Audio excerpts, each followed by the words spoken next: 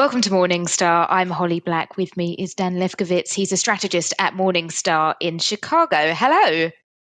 Hello, Holly. So, Dan, you've been looking at the outlook for dividends for the year ahead. But before we get into that, it's probably worth looking at dividends in 2020. And it was a bad year. What went wrong?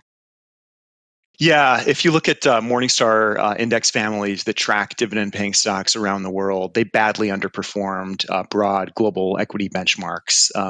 And there were really several factors at play. The pandemic and the related economic downturn hit many dividend-related sectors very hard. And then as equities rebounded across the world, that bounce back was really led by technology-related businesses that are not so rich in dividends, companies that were benefiting from the work from home and shop from home trends, and not so much companies in dividend related industries and sort of economically sensitive areas related to consumer or basic materials and energy, financial services. So I think something we notice quite often is dividend payers tend to be in those value stocks or more cyclical industries, and they did struggle.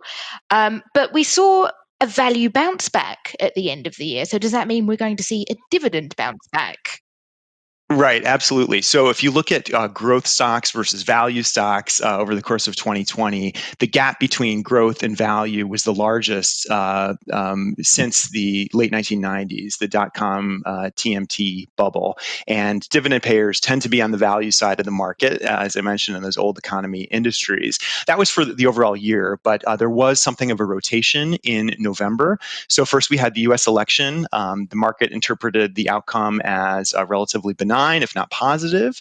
And more importantly, you saw promising results on the vaccine front. And so as the market anticipated economic recovery and a return to normal, that benefited a lot of economically sensitive sectors of the market, including a lot of dividend payers.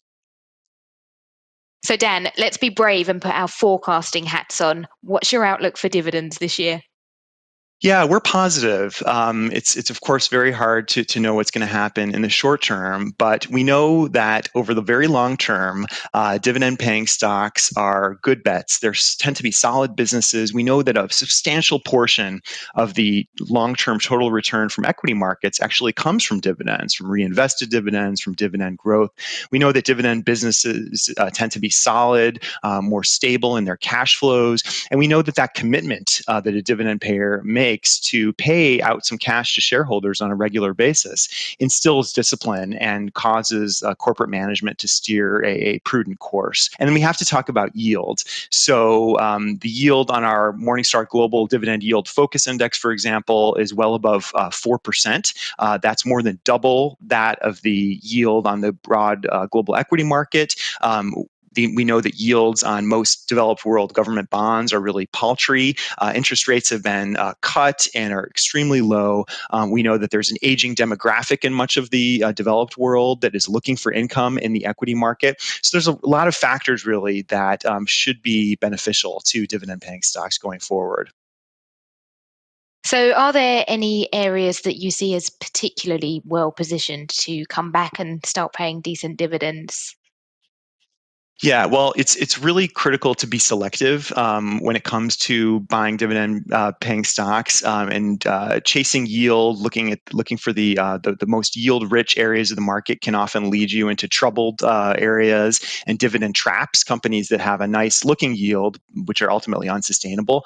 So you have to really screen for dividend durability, sustainability going forward. So we look for well positioned companies that are financially healthy, that can sustain their dividends going forward. So if you look at our global dividend yield focus index, some of the areas that it's favoring, big telecom stocks, for example, AT&T is a stalwart name in the index. Some consumer-related businesses, so Nestle, Procter and Gamble, Unilever. On the financial side, the Canadian banks screen very well on our dividend sustainability metrics, and then some technology as well. So Broadcom, Taiwan Semiconductor, Samsung Electronics, and then some pharmaceutical names, including some of the businesses that are involved in the vaccines for COVID. Dan, thank you so much for your time. For Morningstar, I'm Holly Black.